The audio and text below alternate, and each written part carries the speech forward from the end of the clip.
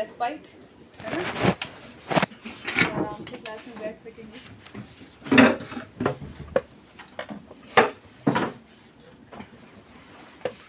Okay. So first of all, quiz है हमारी fourth Friday को and so just prepare all your slides that you have. Okay, that's the syllabus.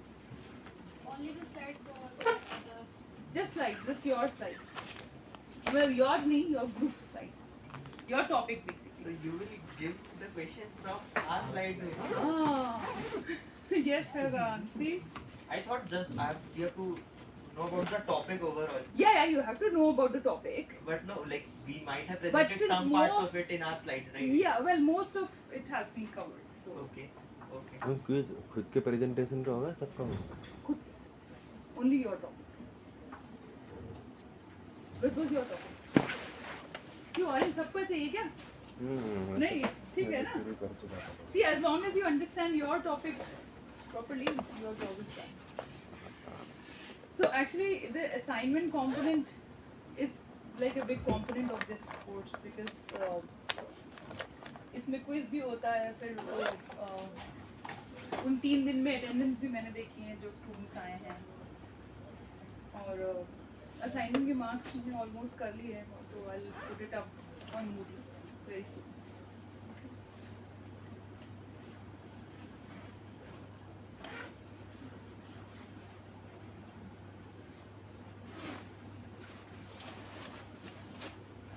आज ज़्यादा नहीं करेंगे. I'll just finish this the long-term climate change जो है, looking at tectonic scale climate change which works on millions of years. So some of the topics you have covered, like जो Paleocene, Eocene thermal maximum था, peak, you've covered. That's why I wanted you all to come. जो आए उन्होंने सुना, जो नहीं आए उन्होंने नहीं सुना. And then there was asteroid impact, वाला जो 65 million years था, KT boundary, that has been done. Okay.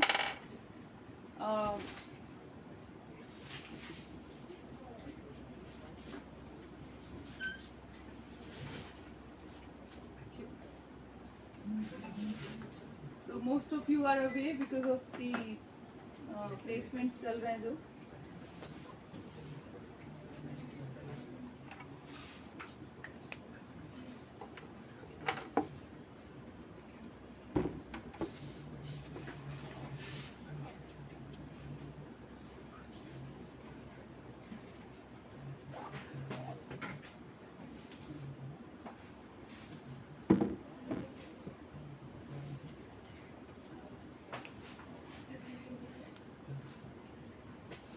So there are we were looking at how long-term climate change, and if you remember this slide here, we've looked at how there have been ice house eras and non-ice house eras. Ice house eras essentially is when there was some permanent ice sheet present on Earth throughout the year.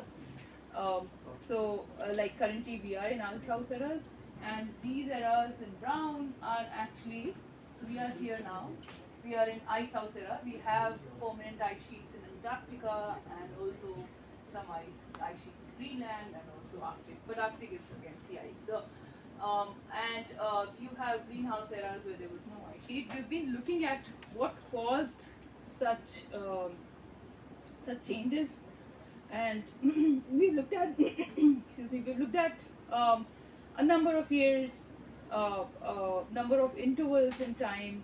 We looked at how CO2 is actually one of the major sort of culprit, or that changed from ice house to greenhouse and vice versa. What controls CO2? We've looked at the weathering, chemical weathering phenomena. The last class I talked about marine transgression and regression, which is basically how sea levels have either risen, so high sea levels, or fallen. Okay, so if we look at this one, there is marine um, transgression and regression shown. So transgression is basically landward migration of marine sedimentary environments, which means during high sea levels, you have whatever fluvial and runoff coming from land, and they're bringing all the debris from land. They usually deposit in the sea or in the oceans, but because the sea levels are higher, they are depositing much closer to the land surface. So this is called transgression or transgressing sea. Okay, but when it regresses or it goes back or the sea levels are lower, you have marine sort of sediments much deeper in the sea. Okay, so if you look at this one, for example, usually during low sea levels you have rivers and all bringing in, and lots of deltaic sediments and other sediments are deposited on the slope, continental slope, and then later on you have ocean crust here. So that's continent, that's ocean bed, right? So most of it is deposited on the slope, shelf, and so on and so forth. But during high sea levels or transgressing seas, you have rivers, depositing it on shelf. And these are the periods which are called the marine transgression. Again, when the sea regresses, you have regression sediments, and you can see this is again taken from one of the papers where they show sequence stratigraphy. So for example, if you take a sediment core here, you would have periods of sometimes land sort of sediments, sometimes marine sediments when the sea levels are higher. So you can find layers, and you can find out how sea levels in the past were either low or high. All right. So just a core from a coastal region sediment core, drilled core would tell you the history. So that is how we know how sea levels were high and low in the past. We've looked at how Cretaceous sea levels were so high that lands which are quite inland now, they were inundated. So all these blue regions were oceans, inundated areas, so underwater. So most of Africa, most of India here, right? A lot of water in the coastal Latin America. So a lot of regions were underwater during the Cretaceous period, and because the sea levels were very high, no ice actually, they were dinosaurs even roaming around, tropical sort of climates here as well, like really warm climates. So we've looked at why the sea levels could have changed. We've also talked about changes in the volume of oceans. How can the ocean volume change? One is where the ocean basin is actually forming. So two ways you can increase sea level. One is that of course warming, water expands a little bit, which I think is the next. I think it's written somewhere on the slides that if you heat, water would expand a little bit of sea level rise can be contributed to it, but mostly it's because of the basin volume. So if there is a really wide volume and you're putting in that amount of water, it would sort of not rise. But if it's a narrow volume, you will have higher sea level. So it really depends on how the ocean basin, how fast or slow is ocean basin sort of being made or being formed, right? So you have fast. So the mid-oceanic ridge is where the new ocean crust forms.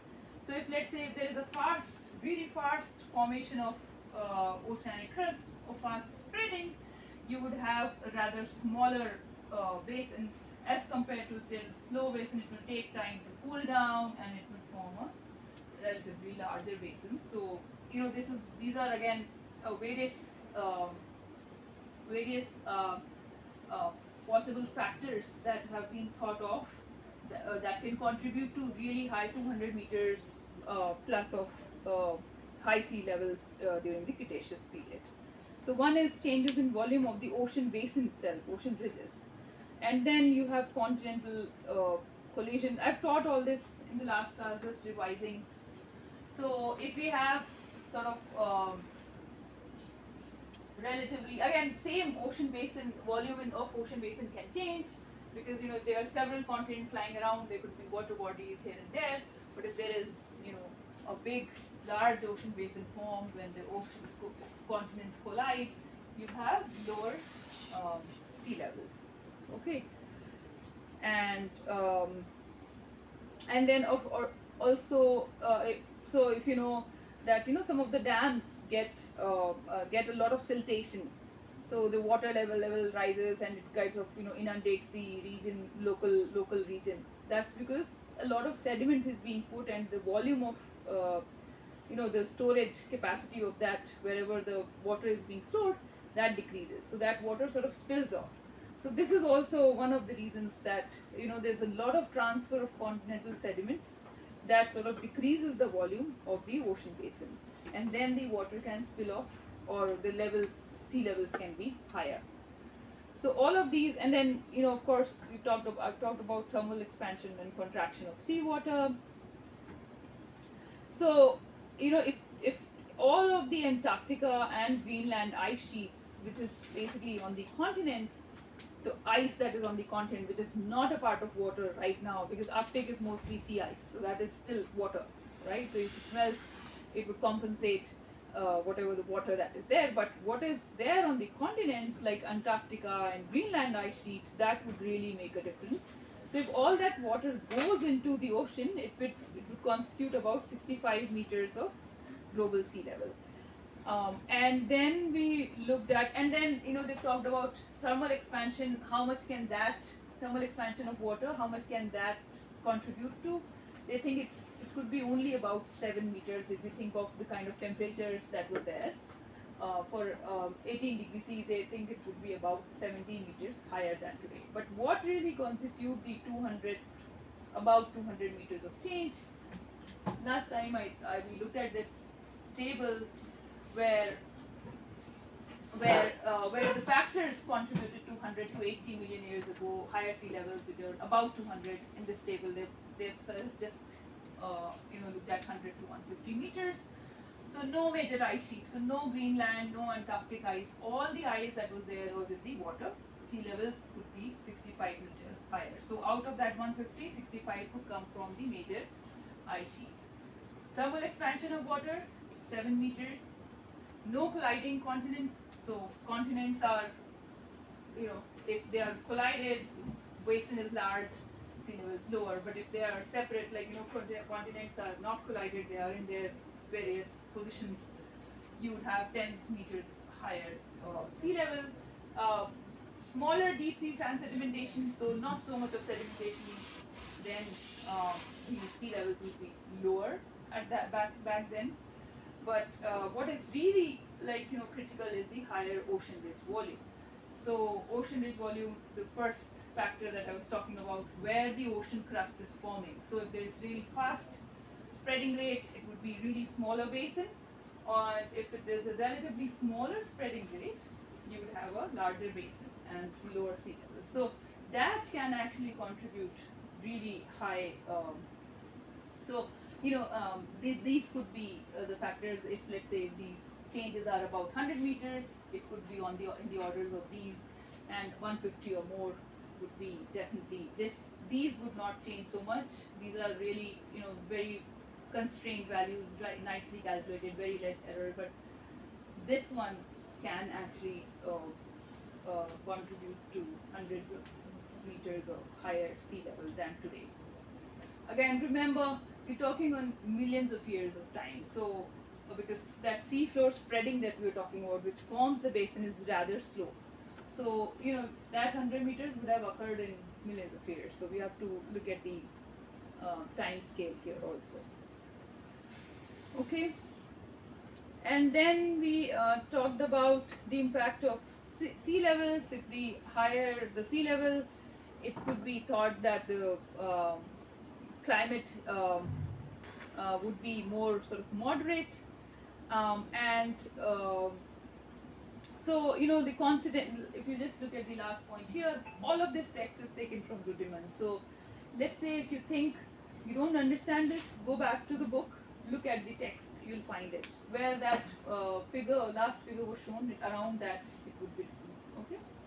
So so what the scientists were initially thinking that because of high sea level periods were really ice free, 100 million years ago. So what they thought was that these high sea levels could have been sort of controlling the kind of changes in climate that were happening back then.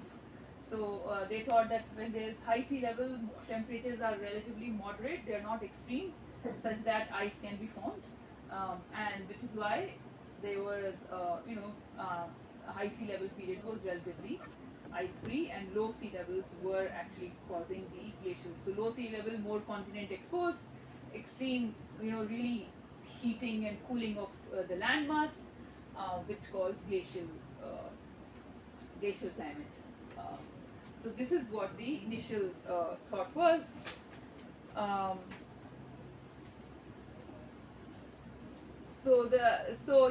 If you look and read the text, you'd see that is it because, and then there's this question that is it because the high sea level that the climate that the or low sea levels that the glaciation was caused, or the vice versa? There was glaciation, most of the water was stored in the glaciers, in the glacial ice sheets, that the sea levels were low. And to answer these hypotheses, remember this is really long-term climate, not very well understood. We still have a lot of hypotheses, running, and models. We're trying to understand these climates better, right? So one of the hypotheses is the black hypothesis. I would, I'm just touching upon these two hypotheses, but you don't have to learn these hypotheses. I don't ask questions on these hypotheses. The idea is that you understand what thought process went into considering these hypotheses, and the modelers who are working on those time scales, what do they look at really? Okay, so in this again they come back to these seafloor spreading. So remember how the ocean crust was forming. So what they say is if there is fast seafloor spreading, you have all the CO2 being put out, and there is rapid CO2 input in the atmosphere, which leads to warm greenhouse climate because of high greenhouse gases. That increases the temperature, rain, vegetation, and because of that, if you remember, these are the factors which increases the chemical weathering, which means more CO2 is being taken up and warming is reduced. So even though seafloor spreading is fast and there's so much CO2 is being put into the atmosphere, chemical weathering is kind of reducing it. And similarly, so for sort of cold climate or ice house sort of periods, we think, or the scientists think, that the slow seafloor spreading, there was very little CO2 input in the atmosphere, which caused ice house kind of climates, because very, very less greenhouse gases, cold climates, and in turn weathering was also decreased, and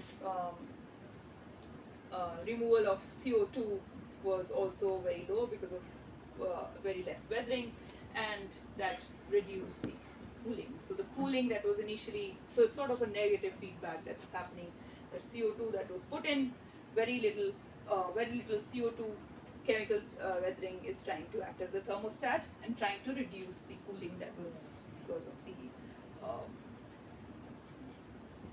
the slow CO2 in the atmosphere, or low amounts of CO2 in the atmosphere. So this hypothesis basically predicts that atmospheric CO2 and global climate are driven by the seafloor spreading. If it is low seafloor spreading, you would have cooler climates. If it is fast seafloor spreading, then we would have warmer climate, and that is what the black hypothesis talks about. So for example, 100 million years ago, whether there was ice sheet presence? No, there was no ice sheet present. Seafloor spreading, we think, was faster, so the hypothesis is supported. Faster seafloor spreading, there is warming, rapid warming, right? Answer is rapid. Result is whatever the process is. That's how they explained it. But whatever the process is, fast seafloor spreading is associated with reduced warming, or actually chemical weathering is acted, fast sea floor spreading is associated with warm greenhouse gases, even though chemical weathering is trying to reduce it. Sorry. Okay, so again, the question marks here states that these are all hypotheses. There's a lot written in the book. You don't, if you want, go read it. But you know, these are again not, these hypotheses are not theories yet. These are not proof that seafloor spreading does actually contribute to major climate change, control on the major climate change at those long term. So for example, presently at 0 million years right now, we have ice sheet present, yes. Seafloor spreading is slower, yes. Hypothesis supported, yes. So if the seafloor spreading is slower, you'd have less CO2 input in the atmosphere, and you would expect ice house sort of climate which we are in. So this is what the black hypothesis is. Okay. Now there is also this uplift weathering hypothesis, which is essentially the more the uplift, the more material is there to weather, right? So you need more rock to weather, and the more material is there to weather, that means more CO2 is being taken up. CO2 like, you know, reacting with water, reacting with whatever is, you know, newly exposed fresh rocks. So basically more uplift. When I say uplift, you have, you know, land masses colliding and forming, you know, new land masses, right? So the more uplift, more exposed surface of rocks, more weathering, more CO2 removal, global cooling. That is what the theory is. So so for example, this is a period where ice sheets were present, continents were colliding, and you know, so they think that continents are colliding and forming more of the landmass, and when they form more of the landmass, more CO2 removal from the atmosphere, causing it a cooler sort of climate. Okay. So yeah, these two, again, not very well understood, but these two theories have been there. So both the seafloor spreading impact on the amount of CO2 that is there in the atmosphere, and the uplift or uplift weathering hypothesis. So more the uplift, more weathering, and more removal of CO2. Alright, so these were the assignment topics. You can see how from 100 million, we were all talking about 100 million years ago, 200 meters sea level was how the sea level high was, then present day. Then we'll come to this main event of 65 million years ago. People have talked about it. 55 million years ago, another thermostat malfunction. So all of the previous events we were able to sort of, you know, somehow understand with the help of chemical weathering. But this was a thermostat malfunction. So was this, when we think there was an asteroid impact.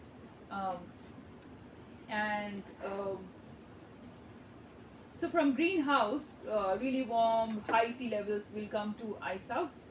And how do we know this? This is through there's evidence from the oxygen isotope measurement. So if you remember that oxygen has 3 isotopes, we have talked about it. Oxygen has 3 isotopes, 16, 17 and 18. 16 and 18, 17 also, but 16 and 18 definitely changes in physical processes because of their difference in masses. So that mass fractionation happens when there is evaporation or you know, precipitation. So if there is precipitation, for instance, heavier isotopes 18 would fall down more. So the relative ratio 16 to 18 in the water mass that is there in the atmosphere in vapor form would change, right? So that because of the difference in masses, such fractionation occurs, and which is what scientists have used to reconstruct past climates. So you know, if we look at the deeper ocean, what was the time scale? What was the response time of deeper ocean?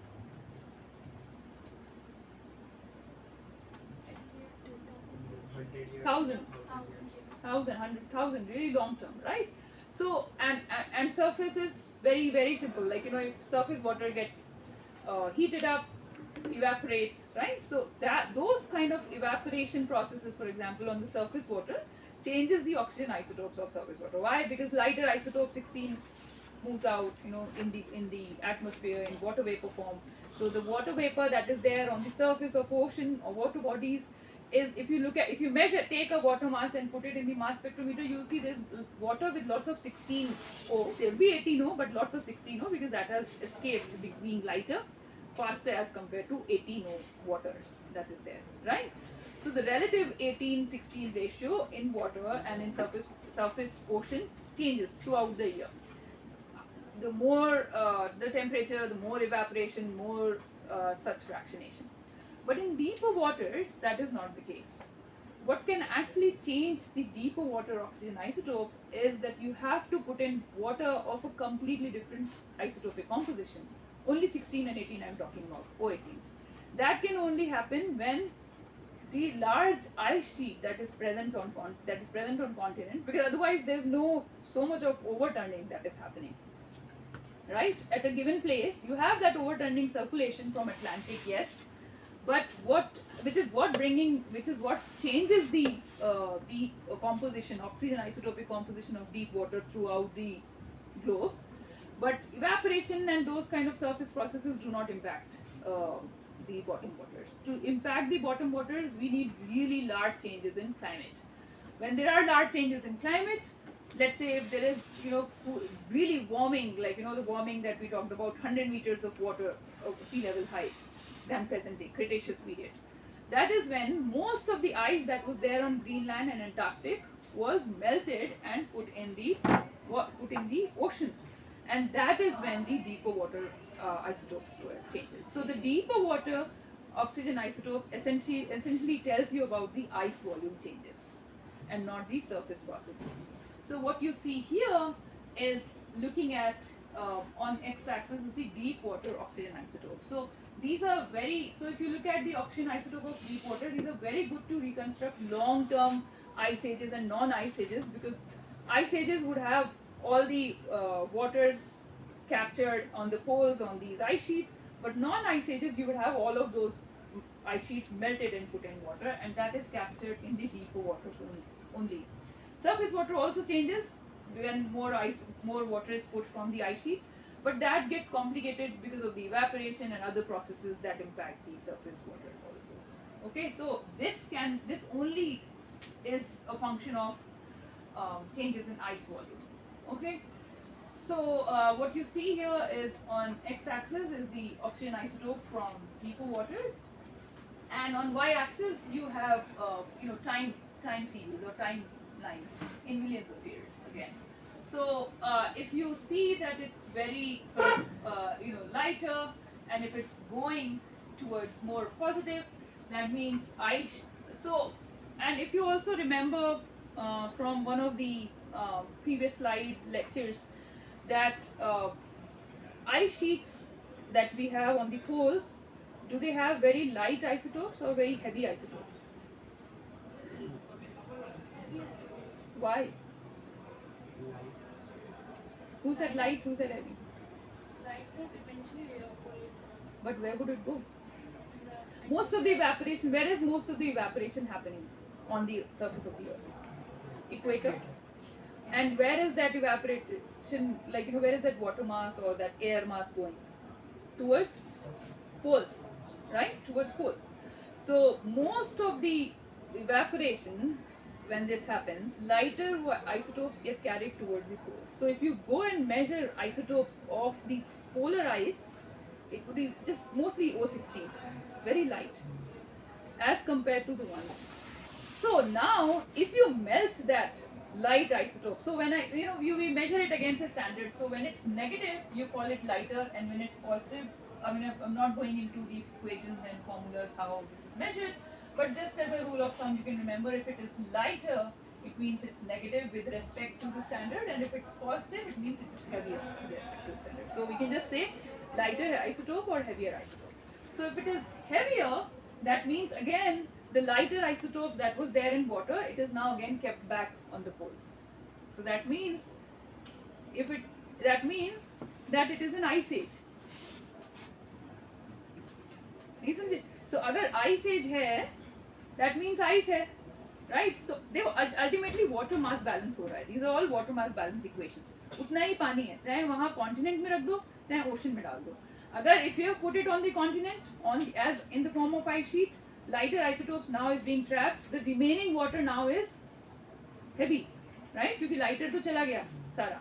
So in ice ages, if during a period of ice age, like let's say, if you go and bring some samples from deep ocean and measure isotopes of it, they would be heavy because most of the isotopes, lighter isotopes, are trapped there ice ages के time पे. But during non-ice ages, you have all the waters melted and put in the back in the sea. You're looking at relative isotopes here, right? So then lighter isotopes is brought back in the ocean, so they are now more negative. So for example, here it's going from relatively lighter to a heavier sort of isotope. So we are going towards ice age now, right? क्योंकि lighter वाले, क्योंकि deep ocean की बात हो रही है, मतलब इसमें से हम lighter हमने हटाते जा रहे हैं. Lighter हटा के कहाँ जा रहे होंगे? Whole space, ice sheet पे जा रहे होंगे. So we are going towards ice age. So just looking at these deep water oxygen, I'll give ये मैं दूंगी exam में. एक plot ऐसी दूंगी deep water oxygen isotope का, और you'd have to mark ice ages and non-ice ages. So how would you understand कि deep water oxygen isotope अगर lighter हो रहे हैं, मतलब अगर negative की side हो रहे हैं, मतलब कि जो negative वाले या lighter isotope जो थे ice sheets में, वो आ गए हैं वापस deep water में. और वो क्यों आएंगे?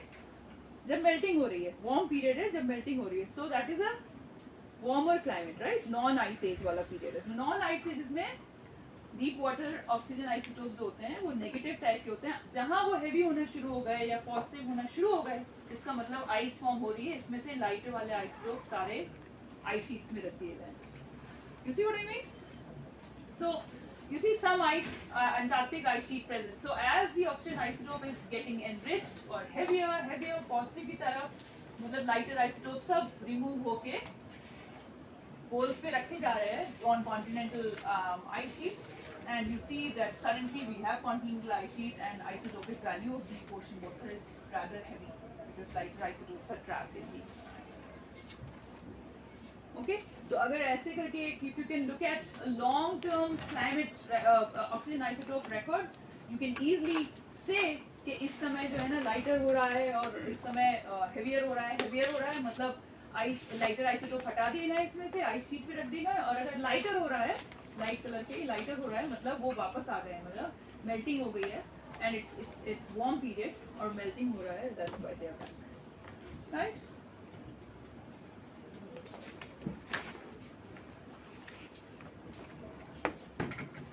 Alright, we'll talk about this on Thursday. भी इसको एक ही स्लाइड और है and then this chapter would finish. Okay? तो ये एक बार मैं और बात कर लूँगी on Thursday.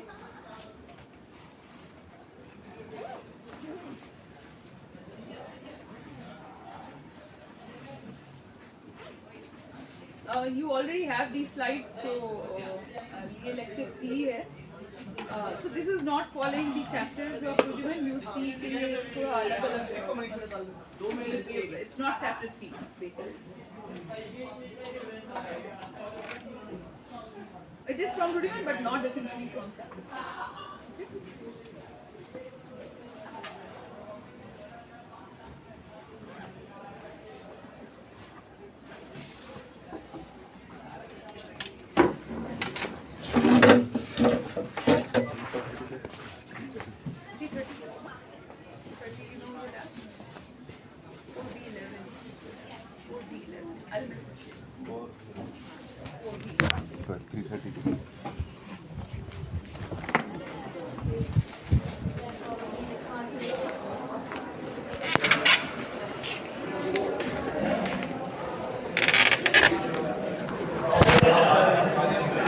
Okay? मैं पास होऊंगा.